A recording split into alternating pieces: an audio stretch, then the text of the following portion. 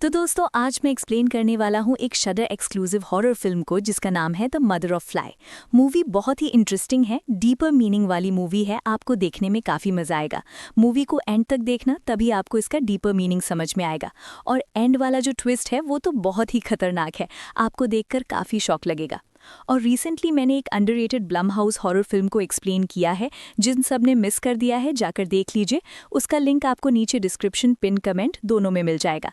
तो चलिए बिना किसी देरी के चलते हैं सीधा वीडियो की तरफ। तो कहानी की शुरुआत होती है एक नैरेशन से, जहां पर हम एक लड़की को देख पाते हैं जो कि शवों के साथ यानी कि कॉप्सेस के साथ में इंटीमेट हो रही थी। अब ये लड़की पहेलियों के द्वारा हमको ये कहना चाहती होती है कि वो मृत्यु को अपना दुश्मन नहीं मानती बल्कि अपना लवर जैसा समझती है। बेसिकली ये कहना चाहती थी कि मरने के बाद उसका एक नया जन्म होता है, जो कि काफ़ी वियर्ड सी बातें होती हैं। स्टार्टिंग में आपको ये चीज़ें समझ में नहीं आएंगी, लेकिन एंड में आपको सब कुछ क्लियर हो जाएगा कि आखिरकार ये लेडी जो है वो कहना क्या चाहती है। खैर, अब इसके बाद सीन बदलता है, जहां पर हम इसी लड़की को देखते हैं जो कि अब बूढ़ी हो चुकी है, और ये लेडी असल में एक विच है जिसका नाम है सोलवे। अब यहां से सीन बदलता है जहां पर हम एक और लड़की को देखते हैं जिसका नाम है मी, जो कि एक कॉलेज की स्टूडेंट है। मी अब पियानो बजा रही होती है कि इसी बीच उसके पिता का फोन उसके पास में आता है, जिसके बाद वो अपने पिता के पास चली जाती है, जहां पर वो और उसका पिता अपनी कार से कहीं पर जा रहे थे। अब वो कहां पर जा रहे थे ये बताने के लिए आपको मी के बारे में जानना पड़ेगा। तो मी असल में कैंसर से अभी थोड़े टाइम पहले ही क्योर होकर आई है, और ये बात हमें उसके छोटे बाल देखकर पता लगता है। लेकिन कीमोथेरेपी की रेडिएशन के चलते मी के एब्डोमेन के अंदर एक ट्यूमर पनप चुका है, जो कि काफ़ी खतरनाक है। डॉक्टर ने भी अब हाथ खड़े कर दिए हैं कि ये ज़्यादा वक्त तक जिंदा नहीं रहेगी। अब बिना सस्पेंस रखे मैं आपको बताना चाहूँगा कि ये दोनों ही असल में उसी विच यानी कि सोलवे के पास जा रहे थे। मी को विश्वास था कि वो उसे ठीक कर सकती है, लेकिन सबसे बड़ी बात ये थी कि मी उसे ठीक से जानती तक नहीं थी, ना ही उसके पिता को ज्यादा उसके बारे में कुछ पता था, और वो तो बस मी के लिए सब कर रहे थे क्योंकि यही उसकी आखिरी उम्मीद थी, क्योंकि डॉक्टर्स ने तो पहले ही हाथ खड़े कर दिए थे। मी से पहले उसने सोलवे के बारे में सुना तक नहीं था। सोलवे ने डायरेक्टली मी से संपर्क किया था और उसे अपने पास बुलाया था, ये बताते हुए कि वो उसको ठीक कर सकती है। लेकिन उसने उसे संपर्क कैसे किया ये भी मी ने अपने पिता को नहीं बताया था। एक और बात कि रास्ता भी मी ही बता रही होती है कि उनको कहाँ पर जाना है। मीनवाइल हमें सोलवे को दिखाया जाता है, जिसको एक मरा हुआ डियर मिलता है जिस पर ढेर सारी मक्खियां भिन भिना रही थीं, और सोलवे उसको देखकर कुछ मंत्र जाप करने लगती है, कुछ चैंटिंग करने लगती है। तभी रास्ते में ये लोग जो होते हैं वो एक कैफे पर रुकते हैं, जहां पर मी अपने पिता से थैंक यू बोलती है उस पर विश्वास रखने के लिए। लेकिन उसके पिता फिर से पूछते हैं कि आखिरकार इस लेडी ने उसे संपर्क कैसे किया, उसने उसे ईमेल किया था क्या? तब वो बताती है कि ऐसा कुछ नहीं है, उस लेडी ने उसे रीच आउट किया था। अब उसके पिता पूछते हैं लेकिन कैसे? लेकिन इतने में ही वेट्रेस ऑर्डर लेने के लिए आ जाती है, जहां पर ये दोनों ही चीज़ बर्गर मंगवाते हैं। अब शाम काफ़ी हो चुकी थी, इसलिए वो एक होटल में रुकते हैं, जहां पर दोनों काफ़ी अच्छे से बात कर रहे थे, जहां पर उनको पता लगता है कि मी की माँ बहुत पहले ही ख़त्म हो चुकी है और मी अपनी माँ को बहुत याद करती है। जिसके बाद में मी बाथरूम के लिए चली जाती है कि इसी बीच उसके पिता की नज़र रोड पर जाती है, जहाँ पर कार जो गुजर रही होती है, तो कार की हेडलाइट्स की रिफ्लेक्शन से पहाड़ पर एक चेहरा बन रहा था। तभी हमको सोलवे के सीन्स दिखाए जाते हैं, जहां पर इस विच के पास में ढेर सारी फ्लाइज को दिखाया जाता है। अब सोलवे की एक खासियत ये थी कि वो हमेशा रिदम में और पहेलियों में ही बात किया करती, जैसा कि इंट्रो में वो कह रही थी। अब मिगी रात में जब सो रही होती है तो उसे सीलिंग पर यानी कि ऊपर छत पर कुछ अजीब सा मास फॉर्म होते हुए दिखाई देता है, जो कि अंदर से हिल भी रहा था, लेकिन दोबारा अचानक से सब कुछ नॉर्मल हो जाता है, जो कि शायद दर्शाता है कि उसके अंदर का ट्यूमर बढ़ रहा था। खैर, इसके बाद अगली सुबह वो अपना सफ़र जारी रखते हैं और अब फाइनली वो एक जगह पर पहुंच गए थे। तब उसके पिता उसको कहते हैं कि उसे कैसे पता यहीं पर आना था, क्योंकि रास्ते भर तो उसने मैप तक नहीं देखा। तब वो कहती है कि उसने देखा था और उसे ये करना है क्योंकि यही उसकी आखिरी उम्मीद है। तब उसके पिता कहते हैं कि उसे ये स्कैम लग रहा है, लेकिन मिगी के लिए ये उसकी आखिरी उम्मीद थी, क्योंकि डॉक्टर्स ने तो वैसे ही हाथ खड़े कर दिए थे। और तब ऑब्वियस सी बात है, पिता अपनी बेटी मिगी की बात मानते हुए उसके मुताबिक चल पड़ता है, और फाइनली उन्हें सोलवे का घर मिल गया था, जो कि असल में लकड़ियों से बना हुआ था, और देखने में ये घर बिल्कुल कार्टून की तरह या फिर फेरी टेल कहानी की तरह लग रहा था, जिसमें ज़्यादातर चीज़ें पेड़ पौधों से बनाई गई थीं। जैसे कि होता है ना कि विचेस का कंट्रोल होता है फॉरेस्ट के ऊपर, बिल्कुल सेम उस तरह से लग रहा था। अब वहीं पर उन्हें सोलवे मिल जाती है, और सोलवे को देखकर मिगी की खुशी का ठिकाना नहीं था। अब सोलवे उनको अंदर लेकर जाती है उनका रूम दिखाने के लिए। उसके घर में जाते ही मिगी को एक ब्यूटीफुल बटरफ्लाई दिखाई देती है, लेकिन वो हिलती नहीं है। तब मिगी पूछती है कि क्या ये जिंदा है? तब वो कहती है कि नहीं। तब मिगी कहती है कि ये तो बहुत बुरा हुआ। तब सॉल्वे यहाँ पर फिर से वही क्रिप्टिक बातें करती है कि तो क्या हुआ, ये अभी भी उतनी ही खूबसूरत है जैसा कि जिंदा होने के टाइम पर थी। खैर, इसके बाद वो उन्हें उनका रूम दिखाती है, जहाँ पर मिगी के पिता को रूम दिखाया जाता है। तब मिगी के पिता सॉल्वे को साफ ये कह देते हैं कि वो यहाँ पर आए हैं अपनी बेटी मिगी के लिए, और उसे इन चीज़ों पर बिल्कुल भरोसा नहीं है, और सॉल्वे पर तो बिल्कुल भी नहीं।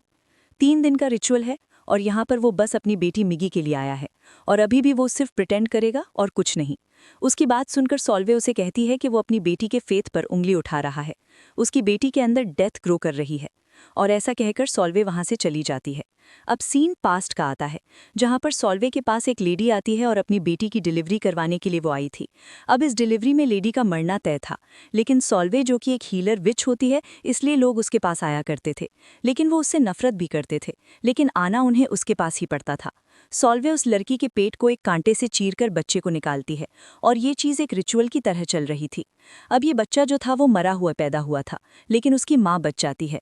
लेकिन इससे सॉल्वे को अच्छा नहीं लगता, वो रिग्रेट फील कर रही थी, क्योंकि उसका काम था दोनों को बचाना, लेकिन ऐसा हो नहीं पाया। अब सीन प्रेजेंट टाइम में आता है, जहां पर सॉल्वे इन दोनों को जंगल में कहीं पर लेकर जा रही होती है। जाते टाइम ये लोग बातें कर रहे होते हैं, जहां पर सॉल्वे मिगी से पूछती है कि उसे ये कैंकर कब हुआ। असल में यहाँ पर सॉल्वे कैंसर को कैंकर कहती है। एनीवेज, मिगी बताती है कि जब वो 15 की थी तब से उसको ये बीमारी हुई, लेकिन कैंसर के इलाज के चलते ही उसके अंदर एक ट्यूमर पनप गया था। यहाँ पर सॉल्वे कैंसर को कैंकर इसलिए बोलती है क्योंकि उसके हिसाब से कैंसर एक क्रैब की तरह है, जो कि बड़े होने के बाद फैलता जाता है। इस तरह से सी क्रैब के पैर बड़े होकर टेढ़े मेढ़े हो जाते हैं और बड़े होते रहते हैं, ठीक वैसे ही। अब इसी बीच ये दोनों आपस में ओशन के बारे में बात करते हैं, जहाँ पर मिगी बताती है कि उसने ओशन देखा है, जो कि बहुत ही सुंदर होता है, लेकिन सॉल्वी ने आज तक ओशन नहीं देखा था।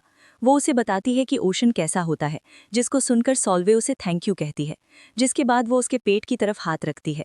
तब मिगी उसे बताती है कि उसके पेट के अंदर से सब कुछ निकाल दिया गया है, विच मीन्स कि अब वो माँ नहीं बन सकती।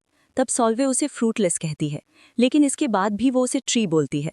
अब यहाँ पर सॉल्वे उसे उसकी वर्थ बताती है कि हो सकता है कि वो फ्रूट नहीं दे सकती, लेकिन फिर भी वो एक पेड़ है।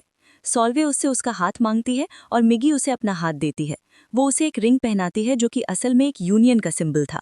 उस रिंग के अंदर 2 सर्कल्स थे, जिसे एक्सप्लेन करते हुए वो ये कहती है कि 2 सर्कल मिलकर एक सोल बनाती है, लेकिन ये रिंग सिंबल है डेथ और लाइफ का। जहाँ पर एक चीज़ खत्म होती है, वहीं पर दूसरी चीज़ शुरू होती है। ये बातें जो मैं बता रहा हूँ वो वाकई में काफ़ी डीप थी।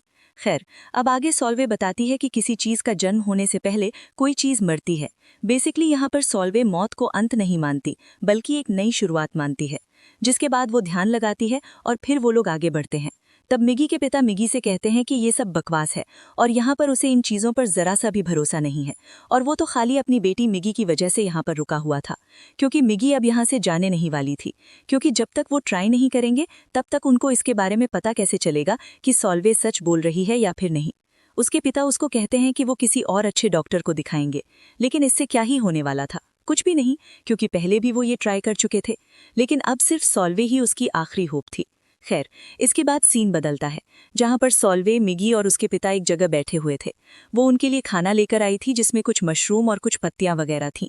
उस खाने को वो जंगल का गिफ्ट बताती है, साथ ही साथ वहाँ पर मरी हुई तितलियां भी थीं। यहाँ पर वो ब्लेसिंग्स बोलना शुरू करती है, जिसे सुन के मिगी के पिता एमेन कह देते हैं, और तभी सॉल्वे उसे कहती है कि वो अपने शब्दों को अभी के अभी यहीं पर थूक दे।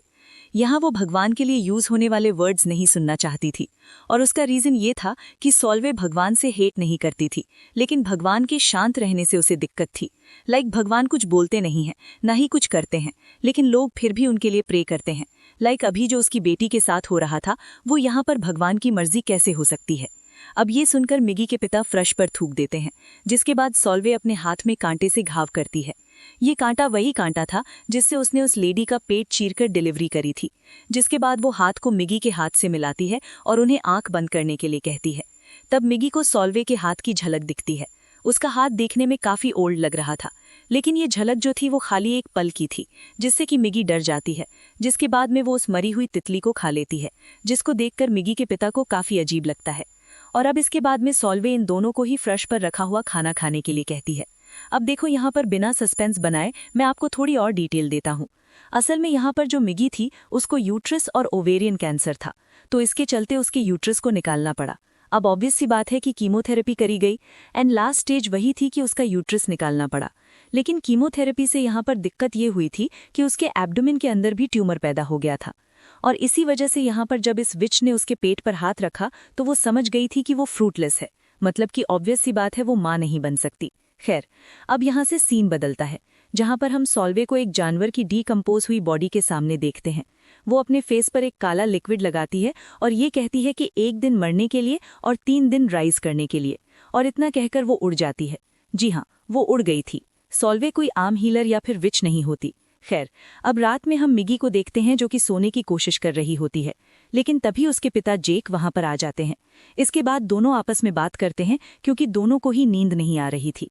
यहाँ पर मिगी अपनी कहानी बताती है कि जब वो कीमो क्लिनिक के अंदर थेरेपी ले रही थी उसी दौरान मिगी को एक लेडी मिली जिसका नाम सिंडी था।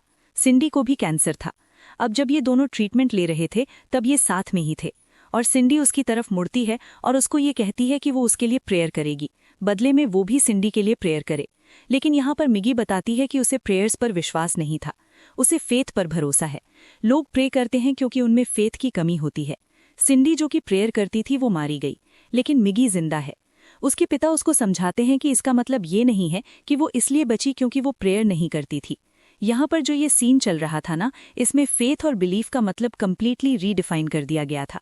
यहाँ पर मिगी के हिसाब से मौत और जिंदगी खुद अपना काम करते हैं अपने हिसाब से। उन्हें किसी की प्रेयर्स की जरूरत नहीं होती।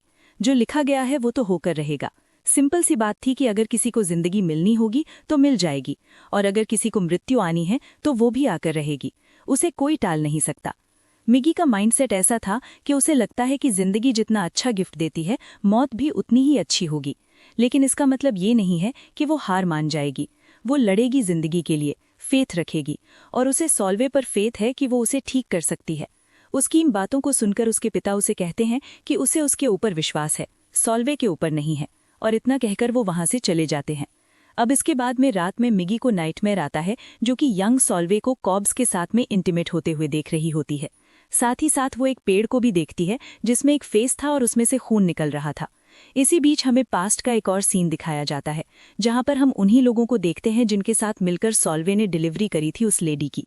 उसके अंदर वो माँ भी शामिल थी और वो लोग अपने बच्चे को दफनाने आए थे। अब उस बच्चे को दफन करने के बाद में सॉल्वे उस बच्चे को निकाल लेती है और अपने बच्चे की तरह ट्रीट करने लगती है।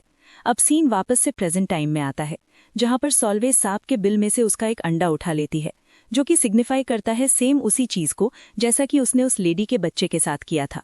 खैर, अब वो घर पर आती है जहां पर वो मिगी के पिता जेक से मिलती है।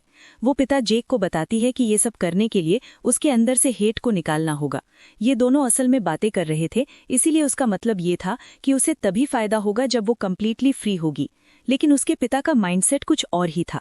वो अब मिगी के पास जाते हैं और मिगी की सबसे बड़ी ख्वाहिश थी नौकरी, और उसके पिता चाहते थे कि वो जॉब करे। यहाँ पर सॉल्वे उसे एक बात कहती है कि उसके साथ जो हो रहा है वो उसके फेथ के बिना है। अब सीन पास्ट का आता है जहां पर सॉल्वे के पास एक लेडी आती है और अपनी बेटी की डिलीवरी करवाने के लिए वो आई थी। अब इस डिलीवरी में लेडी का मरना तय था, लेकिन सॉल्वे जो कि एक हीलर विच होती है इसीलिए लोग उसके पास आया करते थे, लेकिन वो उससे नफरत भी करते थे, लेकिन आना उन्हें उसके पास ही पड़ता था। सॉल्वे उस लड़की के पेट को एक कांटे से चीरकर बच्चे को निकालती है और ये चीज एक रिचुअल की तरह चल रही थी। अब ये बच्चा जो था वो मरा हुआ पैदा हुआ था, लेकिन उसकी माँ बच जाती है, लेकिन इससे सॉल्वे को अच्छा नहीं लगता।